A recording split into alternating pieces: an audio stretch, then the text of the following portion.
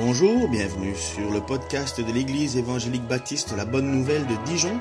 Nous sommes situés aux 5 rues du lycée à Dijon.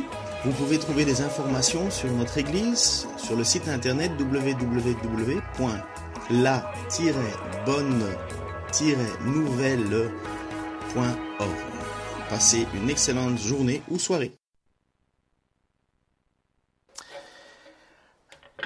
Alors, je ne me suis pas présenté là tout à l'heure. Je m'appelle Ken Taylor. Je suis belge avec un nom anglais et on vient du Canada. Donc, voilà. Vous avez peut-être pour la première fois, ceux qui m'entendent, et bonjour aux invités, avoir un petit peu un mélange d'accents. Donc, le seul accent que je n'ai pas encore, c'est l'accent suisse.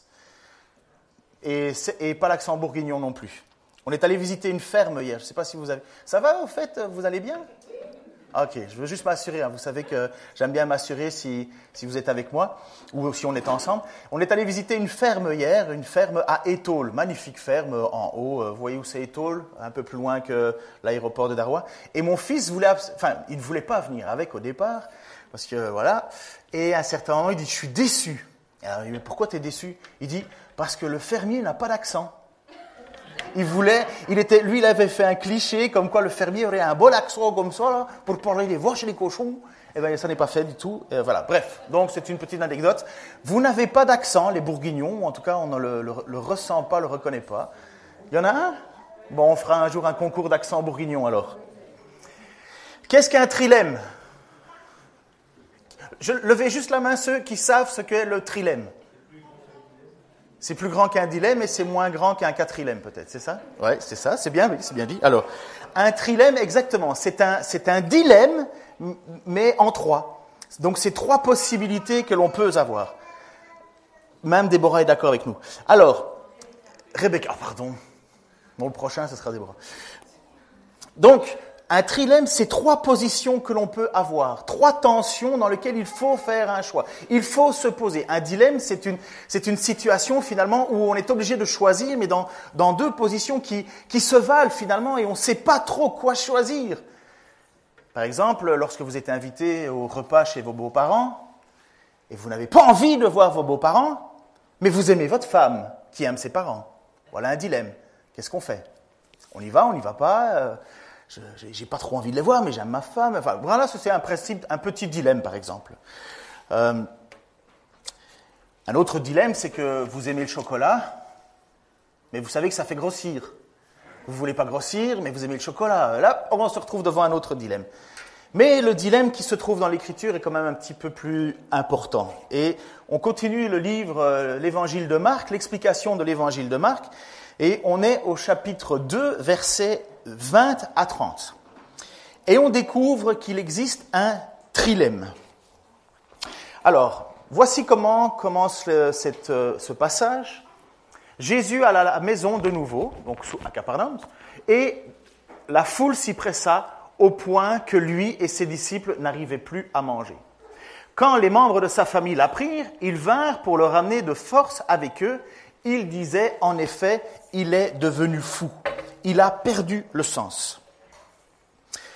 Comme vous le savez, depuis le début de son ministère, Jésus attire les foules. Les gens viennent à lui, mais en nombre incroyable, au point qu'il est obligé, il y a tellement de monde qui est autour de lui, qu'il est obligé, il ne peut plus rester dans les villes, il doit aller à l'extérieur des villes, parce que les villes ne peuvent plus le contenir, il faut qu'il ait des grands espaces, et en même temps, il y a tellement de foule qui vient, qu'à un certain moment, le texte nous dit, juste avant, le texte nous dit qu'il a fallu qu'il ait une barque pour monter dans cette barque et être au bord de l'eau pour qu'il puisse annoncer son message. C'est normal, parce que Jésus attire les foules, il guérit les malades, il délivre les gens qui sont possédés, il nourrit même... on verra ça avec un exemple de bénédiction qu'il a fait lorsqu'il a nourri 5000 personnes, 5000 hommes. Le texte dit sans compter les femmes et les enfants, donc ça doit faire une grande masse. Et il nourrit à partir de 5 pains, 2 poissons. Toutes ces choses-là, ça attire et attire et attire le monde. Et Jésus va se retrouver à un certain moment en rentrant dans la ville et tellement débordé qu'il n'a même plus le temps de manger.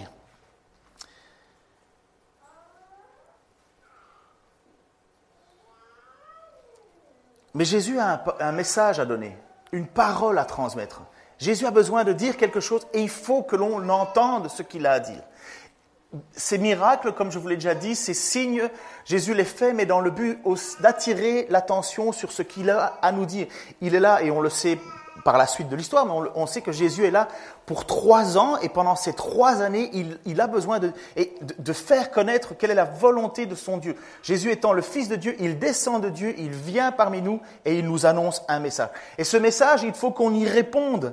Et la foi, c'est la confiance que l'on accorde dans ce que l'on a entendu. Est-ce que ce qu'il dit est vrai ou est-ce que ce qu'il dit est faux? Et placer sa foi et vivre par la foi, ce n'est pas juste un sentiment de tranquillité et de paix en disant tout va bien aller, j'ai la foi. Oui, mais non, dans la vie chrétienne, la foi, c'est avoir confiance en ce que Dieu dit, en ce que Jésus dit. Voici ce que dit justement l'apôtre Jean lorsqu'il écrit au chapitre 5, versets 43 à 47. Et c'est Jésus qui parle. « Je suis venu au nom de mon Père et vous ne me recevez pas. Si un autre vient en son propre nom, vous le recevez. D'ailleurs, comment pourriez-vous parvenir à la foi alors que vous voulez être applaudis les uns par les autres et que vous ne recherchez pas la gloire qui vient du Dieu seul. N'allez surtout pas croire que je serai moi votre accusateur auprès de mon Père. C'est Moïse qui vous accusera. » Là, c'est parce que Jésus parle à des responsables religieux juifs qui ne veulent pas avoir foi en Jésus. Et il leur dit, vous croyez en Moïse, d'accord, mais Moïse, lui, il croit en moi. Et ce n'est pas moi qui vais vous accuser. C'est Moïse lui-même qui vous accusera de ne pas avoir cru en moi. Donc voilà, j'explique en 2 mots. N'allez surtout pas croire que je serai moi votre accusateur auprès du Père. C'est Moïse qui vous accusera. Oui, ce Moïse même en qui vous avez mis votre espérance. En effet, si vous l'aviez réellement cru, ce Moïse, vous m'auriez aussi cru, car il a parlé de moi dans ses livres. Donc quand Jésus vient, les livres avaient déjà parlé de la venue du Messie, de la venue de Jésus-Christ. Si vous ne croyez même pas à ces écrits, comment croiriez-vous à mes paroles? Voilà ce que Jésus dit. Il y a une obligation de croire en ce que Jésus dit. Et finalement, dans ce passage-là, Jésus est en train de dire, mais vous ne croyez même pas Moïse. Comment est-ce que vous me croiriez moi, alors que Moïse a parlé que moi je devais venir? Une des différences que nous avons... Ça va jusqu'à présent? Il y en a qui, peut-être, vous avez jamais entendu le mot Moïse de votre vie, ou si, peut-être, grâce à la télé, les péplums, les grands films et compagnie. Moïse était un prophète de Dieu utilisé pour sortir le peuple de l'esclavage.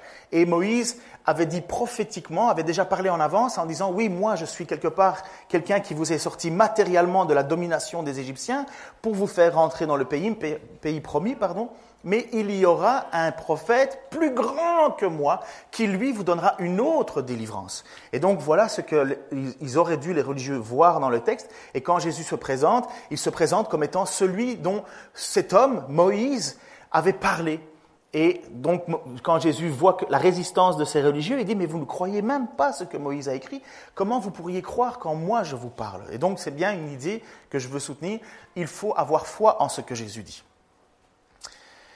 Une des différences que nous avons avec nos amis catholiques romains, c'est que nous croyons que Jésus a eu des frères et des sœurs. Le mot grec « adelphos » parle de la même matrice, de la même mère. Ce n'est pas obligé d'avoir le même père, mais en tout cas, ça vient de la même matrice, de la même mère. Et le texte que nous croyons, nous voyons aujourd'hui, c'est que les frères et la famille de Jésus ne reconnaissent pas qui est Jésus, pensent qu'il a perdu la raison. D'abord, pour vous soutenir ce passage que Jésus a eu bien des frères et des sœurs, voici ce qu'il est dit dans Marc chapitre 6. « N'est-ce pas le charpentier ?» Donc Jésus arrive dans sa ville, et Jésus a été charpentier, on le voit ici. « N'est-ce pas le charpentier, le fils de Marie, le frère de Jacques, de Jos, de Jude et de Simon? Et ses sœurs n'en sont-elles pas parmi nous? » Et ils étaient pour eux une occasion de chute. Quand Jésus revient dans son village, les gens disent, et surtout sa famille, parce que sa famille n'a pas cru au départ à Jésus-Christ, ne reconnaît pas. Enfin, ils disent, oui, mais on te connaît, on sait que tu es le fils du charpentier, on connaît ton frère, on connaît tes sœurs, on connaît Jacques, Jude, Jos. Et voilà que, à travers ce texte, on voit que Jésus a bien eu des frères et des sœurs. Donc nous ne croyons pas que Marie est restée éternellement vierge et nous ne croyons certainement pas que Marie est montée au ciel sans mourir. Nous ne partageons pas cette chose-là. Et c'est important pour le texte. Et puis un autre passage dans Jean chapitre 7, versets 4 et 5, quand on veut être connu, ça c'est les frères de Jésus. Donc Jésus fait des miracles et ainsi de suite, et les frères de Jésus vont dire, mais va à Jérusalem, va te faire connaître, va montrer que tu es ta puissance et ainsi de suite. Voilà ce qu'il dit. Donc quand on veut être connu, on n'agit pas avec tant de discrétion. Puisque tu accomplis de si grandes choses, fais en sorte que tout le monde le voie. Et voilà ce que le texte précise. En effet, les frères de Jésus eux-mêmes ne croyaient pas en lui. Je vous place le décor pour le moment pour notre texte de Marc. Mais qu'est-ce que l'on voit à partir d'ici? Donc, pour ceux, peut-être c'est une découverte, non, Jésus a bien eu des frères et des sœurs. Et on voit que dans le texte, à un certain moment, les frères et les sœurs ne croient pas en Jésus. Moi, je pense que Marie, oui. Parce que Marie, elle a eu, premièrement, tu ne mets pas au monde un enfant de façon, alors que tu n'as pas fait d'acte sexuel. C'est assez particulier. Donc, en même temps, tu as un ange qui vient te parler et qui te présente et qui te parle de la venue de cet enfant. Lorsque tu vas au temple, tu as le vieux monsieur qui prend cet enfant dans les bras et il lui dit, voilà, il va y avoir plein de choses, mais ton cœur sera transformé. Marie médite tout ça et je suis sûr que Marie, elle reconnaît en Jésus quelqu'un de particulier, enfin, de plus grand que tous les autres. Mais les frères et les sœurs, à mon avis, ils n'avaient pas vraiment la même vision de Jésus. Qui a des frères et sœurs ici? Moi, j'ai juste une sœur. Qui a des frères et sœurs? Ok.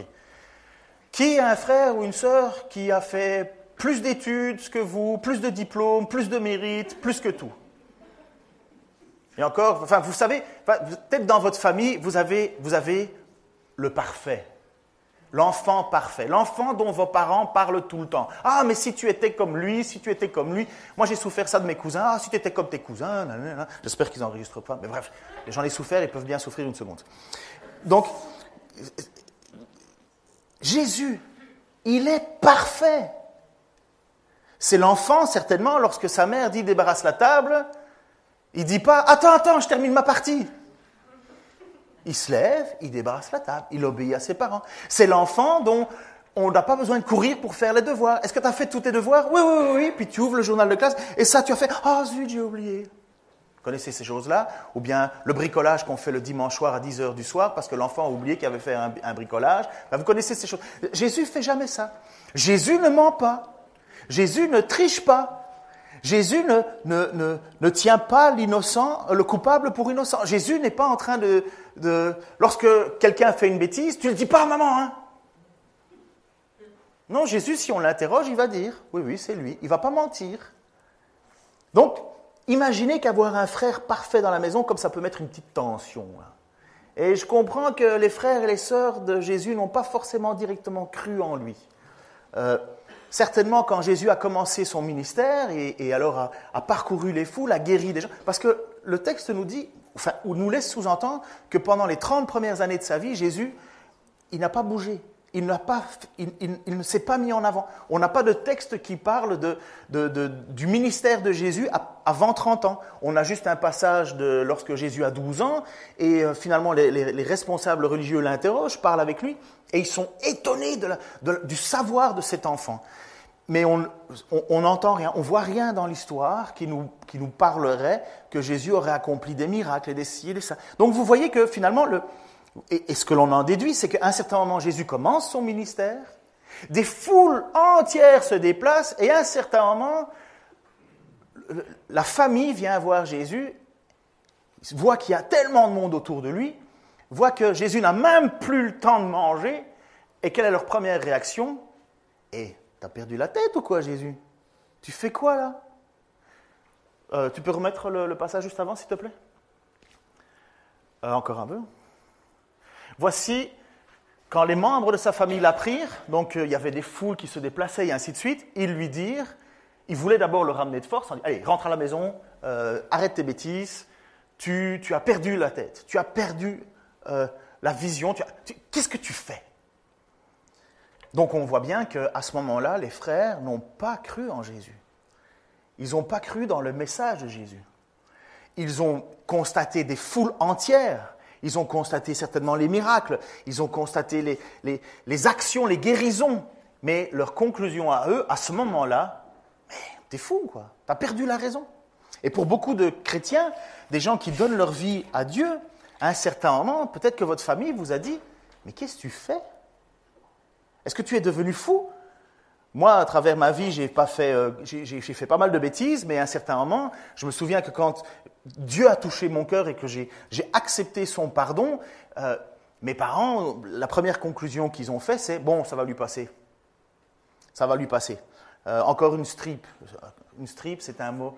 Oui, mais c'est un mot belge. Une strip, ça veut dire encore une histoire. Je ne sais pas s'il y a quelqu'un qui peut... Donc, encore une invention. Ça va lui passer. Il faut dire que quelques mois avant, j'étais en train de convaincre mes parents que c'était une bonne chose de fumer du hashish et je voulais leur en vendre. Alors, vous imaginez... et je leur avais expliqué que c'était chez les Égyptiens et compagnie. Donc, vous comprenez que quand je leur ai dit, j'ai placé ma foi en Jésus, mes parents se sont regardés en se disant, bon, encore un truc. Et c'est exactement ce qui se passe. Bon, Jésus n'a pas fait ces bêtises-là, bien sûr. Mais c'est exactement ce que se passe pour Jésus. La famille vient et ils le prennent pour un fou. La troisième façon de voir, dans notre trilemme, n'oubliez pas, c'est notre objectif, nous voyons que l'on peut croire en Jésus.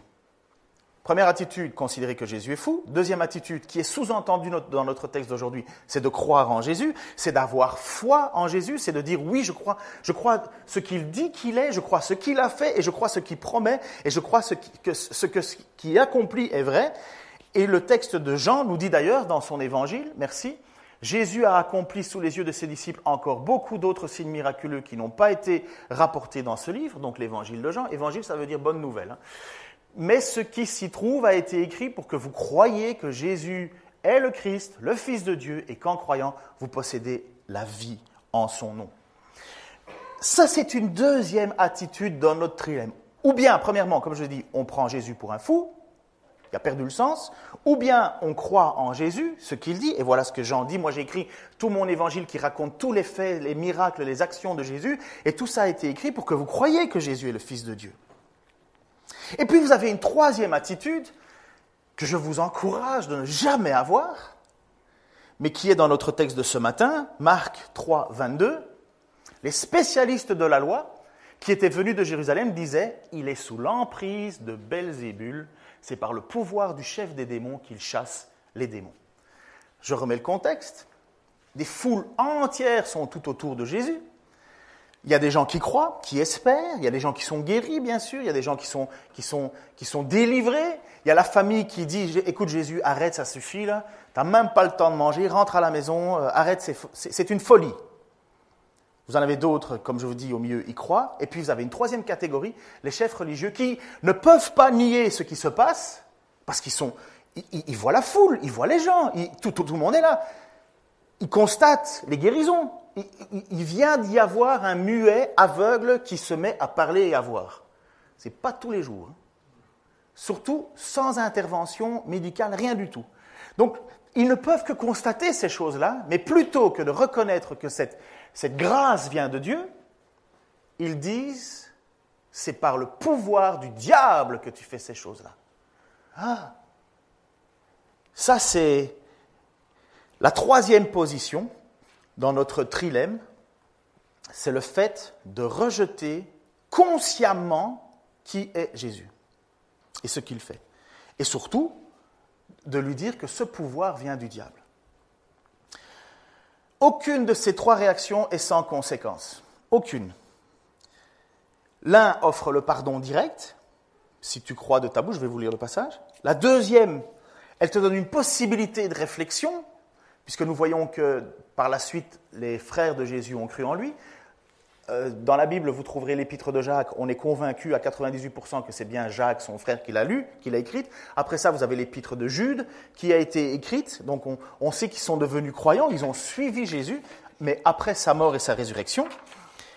Et la troisième attitude, elle est une condamnation sans appel. Sans appel. Prenons le fait de croire en Jésus. Ok, je lis les évangiles, je lis l'histoire, je connais l'histoire, à l'époque ou aujourd'hui, et j'y crois. Voici ce que Paul dit dans l'Épître aux Romains. Quelle est donc la parole de Dieu est tout près de moi. Elle est dans ta bouche et dans ton cœur. Cette parole, c'est celle de la foi. Foi en Jésus. Ce n'est pas une espèce de puissance désarticulée, c'est la foi dans ce que Dieu a fait. et c'est celle que nous annonçons. Vous voyez que c'est une histoire, l'Évangile. En effet, si de ta bouche tu déclares que Jésus est Seigneur, et si dans ton cœur tu crois que Dieu l'a ressuscité des morts, tu seras sauvé. Car celui qui croit dans son cœur, Dieu le déclare juste, celui qui affirme de sa bouche, Dieu le sauve. En effet, l'Écriture dit, celui qui met sa confiance ne connaîtra jamais le déshonneur. Cette idée de déshonneur, c'est l'idée de tu ne finiras pas en enfer. Pourquoi ? Parce que si tu crois, tout est centré sur Jésus, si tu crois que Jésus est Seigneur, ça veut dire j'étais chef de ma vie, je ne suis plus chef de ma vie. C'est Jésus qui est le chef de ma vie. Je me perdais, je vivais n'importe comment, mais je place ma foi en Jésus. Et la deuxième chose, et qui atteste que Jésus est totalement qui il est, si tu crois dans ton cœur, ça veut dire que tu en es convaincu. Tu en es convaincu, tu es prêt à donner ta vie pour cela. Tellement tu en es convaincu, si tu crois dans ton cœur, que Dieu l'a ressuscité d'entre les morts. Parce que ça n'arrive pas tous les jours, une résurrection.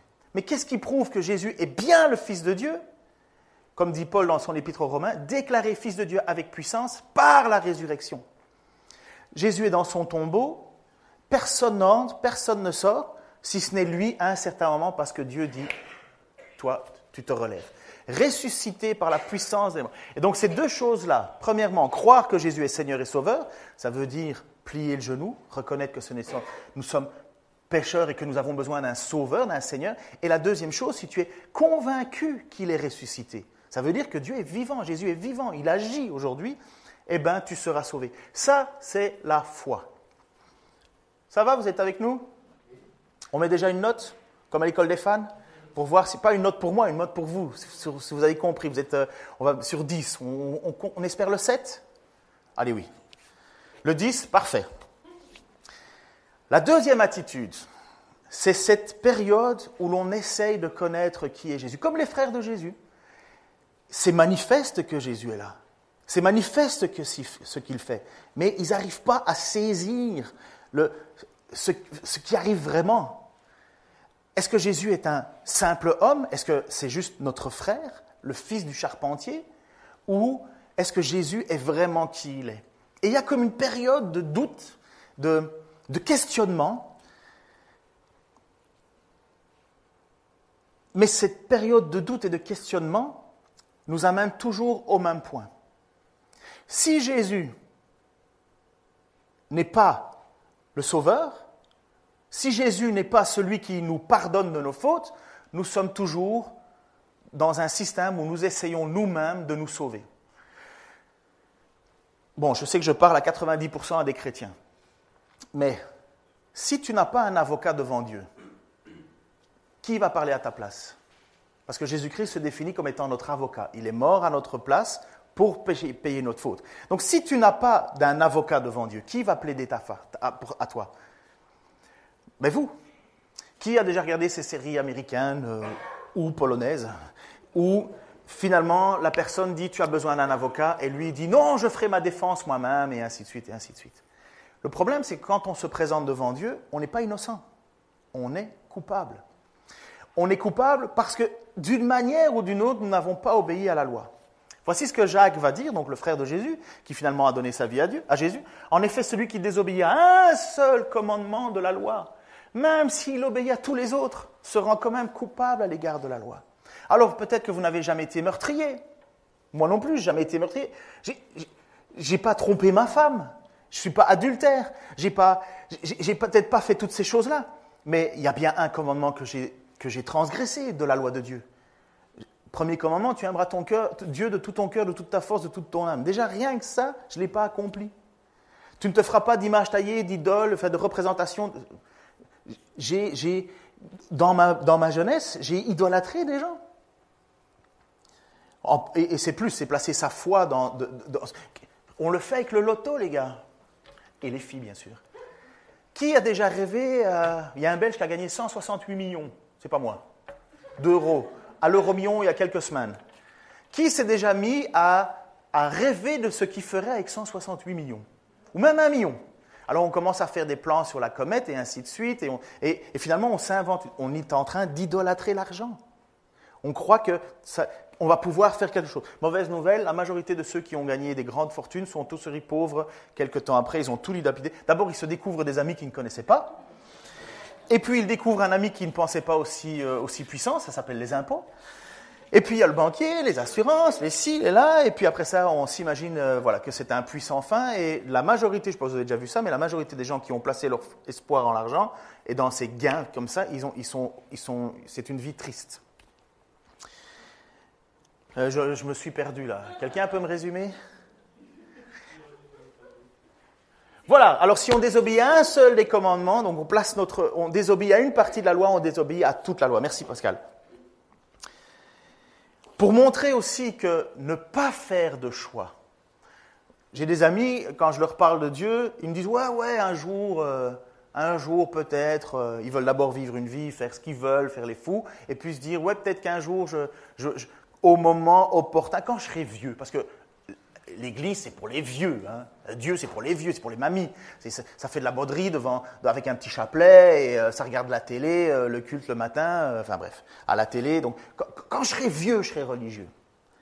Le problème, c'est que ne pas faire de choix, c'est faire un choix, et tu ne sais pas quand est-ce que tu vas mourir. Regardez ce que Jésus va dire à un vieux monsieur.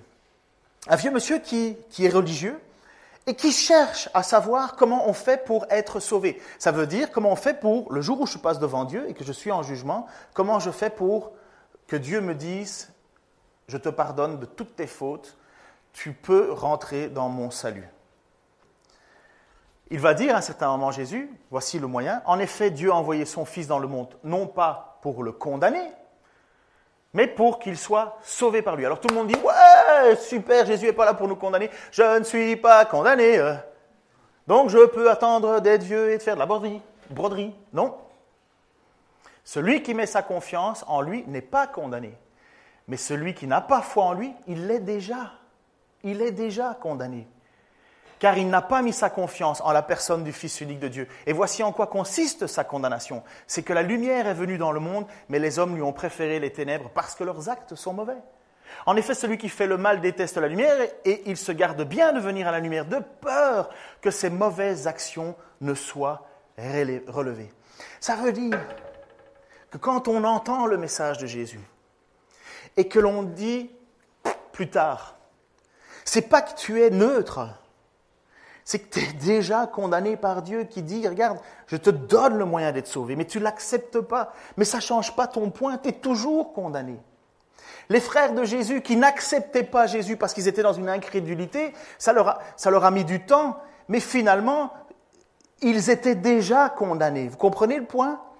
C'est que devant Dieu, si on n'accepte pas le moyen qu'il nous donne pour être sauvé, eh ben, on ne va pas se sauver nous-mêmes puisque nous sommes tous pécheurs face à la loi. Ça veut dire que quand Dieu va nous demander, va juger notre vie, on ne va pas pouvoir dire « moi, j'ai jamais fait de faute ».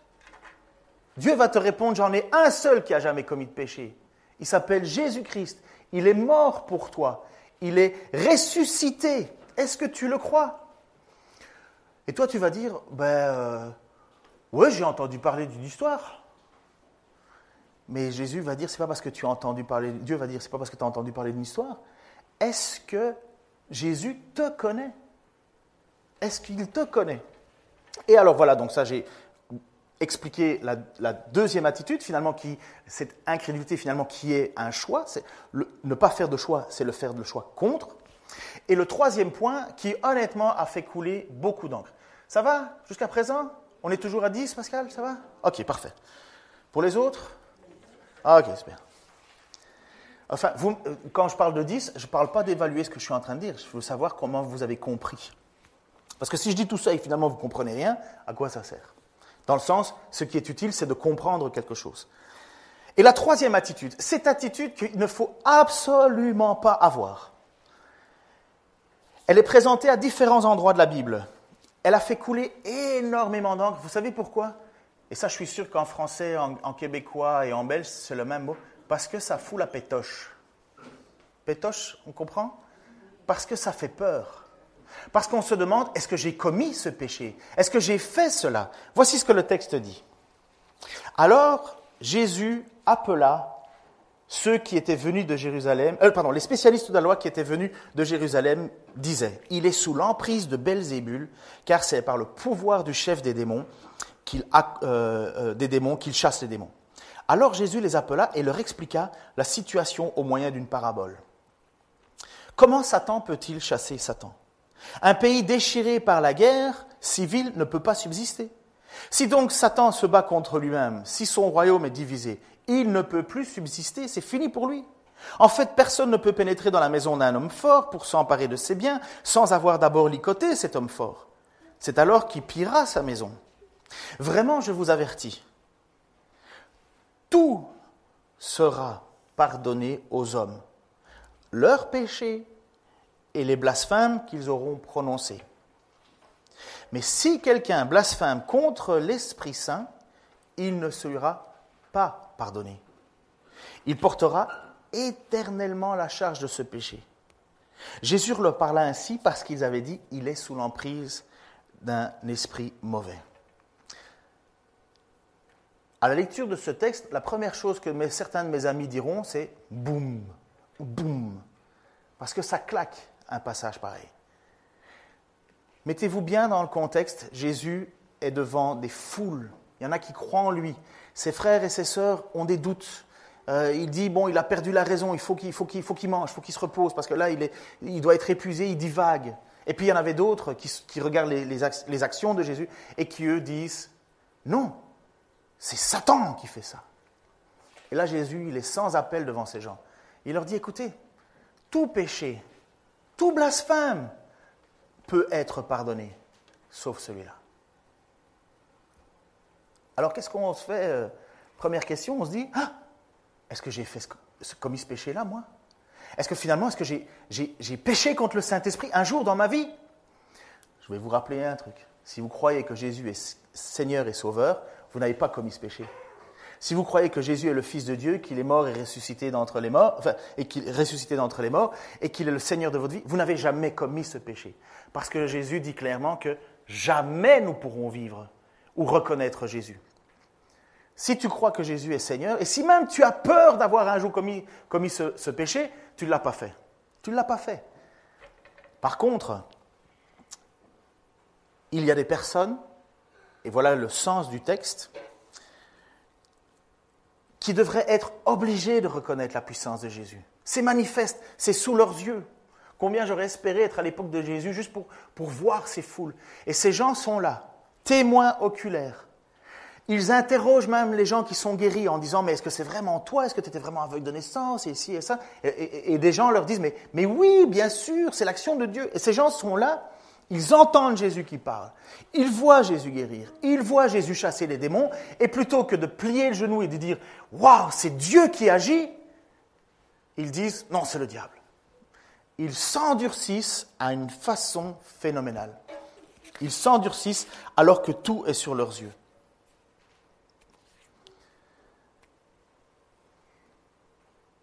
Certainement, tu as déjà blasphémé contre Dieu. Avant ma conversion, j'ai dit des mots à tort et à travers au sujet de Dieu. Je ne voulais pas être chrétien. J'ai dit du mal de Jésus. J'ai dit plein de choses qui étaient folles. J'ai commis des fautes. J'ai péché, bien sûr. Je ne suis pas devenu chrétien parce que j'étais parfait. C'est justement parce que j'étais totalement imparfait qu'un jour, je savais que j'allais devoir rendre des comptes à Dieu, qu'il a fallu que le message de Jésus vienne à moi pour me dire « mais je veux te pardonner, je veux effacer ta dette. Tout péché sera pardonné, tout blasphème sera pardonné. » Même contre Jésus, puisque plusieurs textes parlent de cette même situation. Voici ce qu'il est dit dans un des textes, je ne sais plus. Vraiment, si quelqu'un s'oppose au Fils de l'homme, le Fils de l'homme, c'est Jésus, et lui sera pardonné. Donc, si j'ai péché, on a tous péché. Si j'ai blasphémé, ça veut dire si j'ai dit des choses à tort et à travers contre Dieu. Si j'ai dit des choses à tort et à travers contre Jésus, ça peut être pardonné. Voilà ce que le texte nous dit. Il peut pardonner. Ça sera pardonné en plaçant notre foi en Jésus. Mais contre le Saint-Esprit, il ne recevra pas de pardon, ni dans la vie présente, ni dans le monde à venir. Ça veut dire qu'il y a un moment, le couperet tombe. Boum. Comment comprendre ça ? Premièrement, rappelez-vous, tout peut être pardonné. Tout péché peut être pardonné. Tout blasphème peut être pardonné. Toute attaque contre Jésus peut être pardonnée. Parce que c'est le but de Dieu. Nous sommes condamnés et il veut nous sauver. Mais il y a un péché, comme nous dit le texte, qui ne sera pas pardonné. Et nous ne pouvons pas faire de torsion au texte. Nous ne pouvons pas dire, ah oui, mais c'est pas vraiment ça qu'il voulait dire. Aujourd'hui, on a fait des recherches et on a découvert une inscription sur une porte. Non, il est clair, Jésus. Il dit, attention, il y en a un qui n'est pas pardonnable. Lorsque nous mettons ensemble ces 3 évangiles, on voit que c'est grave, c'est important, c'est sans appel quelque part. Peut-être que vous avez lu un jour ce passage en lisant votre Bible et vous avez eu des angoisses. Moi aussi. J'ai lu ça et je me suis dit, finalement, est-ce que je vais me retrouver un jour devant Dieu et il va me dire, ah non, tu te souviens, le 7 juillet 2015, à 17h34, tu as péché contre le Saint-Esprit et tu as tout perdu.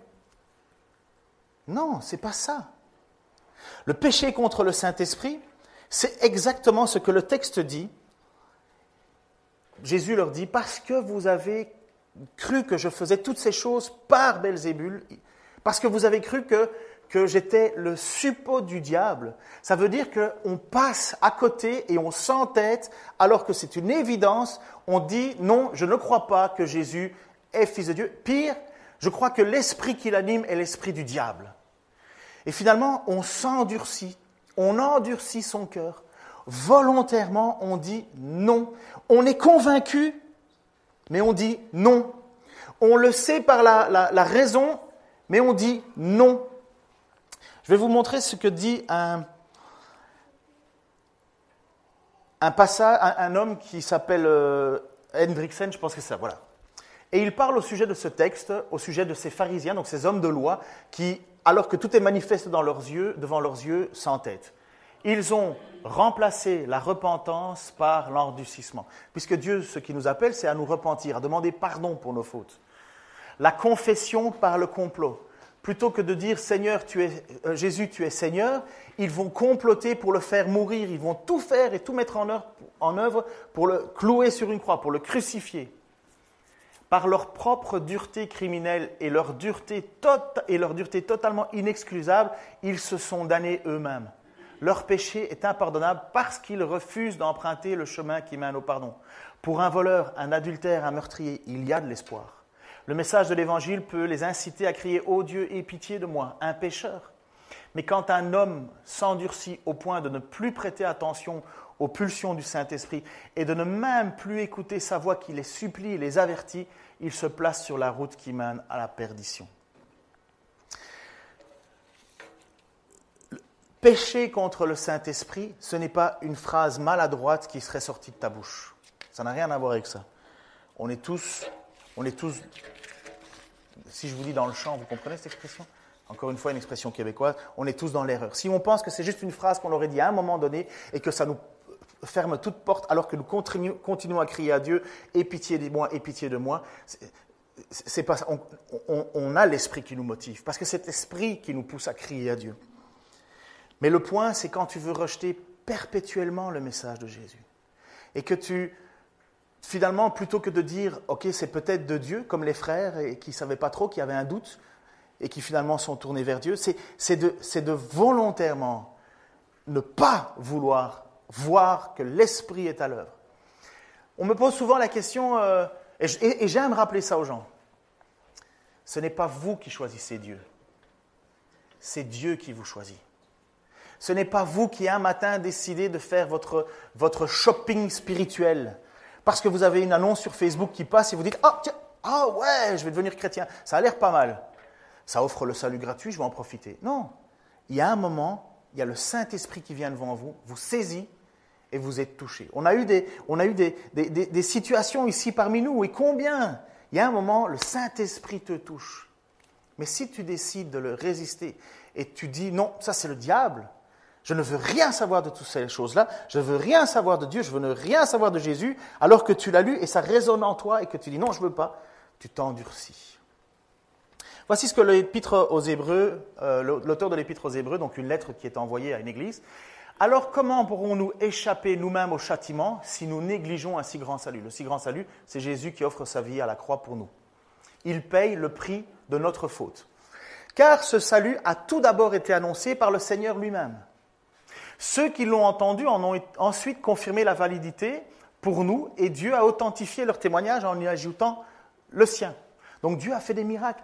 Quand Jésus parlait, Dieu a fait, et Jésus accomplissait les miracles, c'est Dieu qui accomplissait ces miracles pour prouver que Jésus était bien le Messie. Les apôtres aussi ont continué à annoncer, et en même temps Dieu a fait des miracles par les apôtres pour que les gens aient l'attention, attirer l'attention. C'est-à-dire en accomplissant toutes sortes de signes miraculeux, d'actes extraordinaires, de manifestations diverses de sa puissance, et en accordant à ses témoins, selon sa propre volonté, de recevoir à chacun la juste part, à chacun la juste part de l'Esprit Saint. Comment pourrons-nous échapper au jugement si nous écartons cela? Et voilà, c'est ça le phénomène de péché contre Saint-Esprit. C'est qu'alors qu'il essaye de te convaincre, tu es en train de dire c'est du diable, c'est du diable. Et finalement, tu t'endurcis. Donc, pour revenir à cette histoire, je termine avec là parce que je vois que l'heure tourne. Vous avez l'histoire avec Moïse. On revient à notre Moïse. Vous connaissez l'histoire plus ou moins de Moïse et Pharaon, les 10 plaies d'Égypte. Est-ce que ça résonne un petit peu dans votre histoire pour beaucoup d'entre vous? Oui. Dieu demande à Moïse, qui lui dit « moi je ne veux pas y aller », mais Moïse dit « si, tu vas y aller ». Dieu demande à Moïse d'aller parler au Pharaon. Il va voir le Pharaon avec le message que Dieu lui dit « Délivre mon peuple de ton oppression afin qu'il me rende un culte dans le désert. » Je dirais que vous pourriez vous mettre, vous, dans cette situation. Vous êtes esclave du péché, ce qui est naturel, dans notre nature d'homme, et il y a quelqu'un qui vient et qui parle au Pharaon en disant « Délivre-les ! Délivre-les afin qu'ils puissent être sauvés et qu'ils me rendent un culte, qu'ils me célèbrent comme Seigneur. » Que fait le Pharaon dans l'histoire? Vous pouvez le lire, c'est dans le livre de la Genèse. Genèse, oui, merci. Dans le livre de la Genèse. 5 fois le Pharaon s'entête. 5 fois le Pharaon dit non. Pourtant, il y a eu des signes miraculeux. Premièrement, Moïse jette un bâton, ce bâton se transforme en serpent. Après ça, il y a eu des actes de tremblement de terre, il y a eu des infestations de moustiques, et ainsi de suite, et ainsi de suite. 5 fois, le texte sous-entend, le Pharaon s'endurcit son cœur et disait non. Et c'est marrant, mais au bout de la 5e fois, le texte dit Dieu endurcit le cœur de Pharaon. Les 5 premières fois, c'est Pharaon qui endurcit son cœur, c'est manifeste, les miracles sont là. Et au bout de 5 fois, c'est Dieu qui dit tu n'as pas voulu de ma grâce, tu n'as pas voulu mon appel, tu as été résistant à ce que j'ai crié à toi, c'est moi-même qui vais t'endurcir. C'est moi-même qui vais t'endurcir. Tu as dépassé la limite que je t'avais fixée. Le message de l'Évangile, c'est un message fort. Il est en train de nous dire, Dieu crie à nous pour nous sauver. Et lorsque tu en es touché, convaincu, et que tu fermes ton cœur en disant « Non !» Moi, je vous encourage, de ce que je lis des textes, il y a un moment, il y a une limite, où Dieu nous endurcit lui-même. Comme le texte nous dit, si quelqu'un blasphème contre le Saint-Esprit, il ne lui sera jamais pardonné. Il portera éternellement la charge de ce péché. Jésus leur parla ainsi, pourquoi? Parce qu'il disait, il est sous l'emprise d'un esprit mauvais. Ça veut dire que si tu reconnais qui est Jésus, pardon d'être... C'est pesant, le texte est pesant. Mais il y a 3 choix, c'est un trilemme. Ou tu crois en Jésus, tu places ta foi en lui, tu es sauvé. Ou tu dis, c'est un fou, il a perdu la raison, mais finalement ça ne change pas ton état. Ou pire, tu rejettes totalement l'esprit qui veut te convaincre et tu dis, c'est du diable, tout ça, c'est pas Dieu qui est derrière. Il y a un moment où Dieu dit, c'est fini. Et pour nos personnes qui sont là, qui sont des chefs religieux, donc ils n'étaient pas sans connaissance des textes bibliques, ils n'étaient pas sans connaissance de ce que Dieu avait fait dans le passé, ils n'étaient pas sans connaissance de l'espoir que Dieu donnait à son peuple, ils n'étaient pas sans connaissance, ils ont préféré fermer leur cœur, fermer leur esprit, s'endurcir, et plutôt que ils ont dit ça vient du diable, et ils se sont privés de la grâce. Et Jésus leur dit clairement, vous êtes passé à côté du pardon. Pour vous, pour moi, il y a toujours un espoir d'être sauvé. Jusqu'à la dernière minute de votre vie, vous pouvez crier à Dieu en disant « Je te demande pardon ». Mais si le Saint-Esprit vous convainc déjà quelquefois, jouez pas avec le feu. Jouez pas avec le feu. Ne dites pas « Oh, je vais d'abord vivre ma vie et je vais laisser passer tout ça ». Ne luttez pas contre l'Esprit qui vous parle. Seigneur, je te remets ce passage et cette Église et moi, et parce que c'est un message qui est tellement lourd de conséquences, Seigneur Jésus. Merci que tu nous permettes justement à travers ta parole de pouvoir découvrir qui tu es et ce que tu nous présentes. Et je te remercie tout particulièrement, Seigneur, parce que tu nous dis que tu es prêt à pardonner tout péché, tout blasphème, contre toi ou contre ton Fils. Tu nous permets, Seigneur, de pouvoir avoir cet espoir d'être sauvés. Et tu as tout accompli pour que nous puissions l'être. Et Seigneur, en même temps, tu nous rappelles que ne pas faire de choix, c'est en faire un. Et je te demande, Seigneur, comme tu l'as fait dans ma vie, Seigneur, tu n'as pas été impatient, tu n'as pas tapé du pied, Seigneur. Tu es venu dans ma vie et tu m'as fait découvrir au fur et à mesure, grâce sur grâce, j'ai été convaincu que tu étais bien le Fils de Dieu. Et Seigneur, pour beaucoup d'entre nous, ça a été la même chose, Seigneur. Tu es venu nous convaincre petit à petit. Pour d'autres, Seigneur, tu les as convaincus de façon radicale, au moment même. Mais Seigneur, je te prie, puisque ta parole nous demande et ta parole nous met en garde, je te prie que nous ne luttions pas contre ton esprit qui veut nous convaincre. Seigneur, peut-être que ta parole est encore plus puissante que ça, peut-être qu'elle est encore plus pertinente que ça.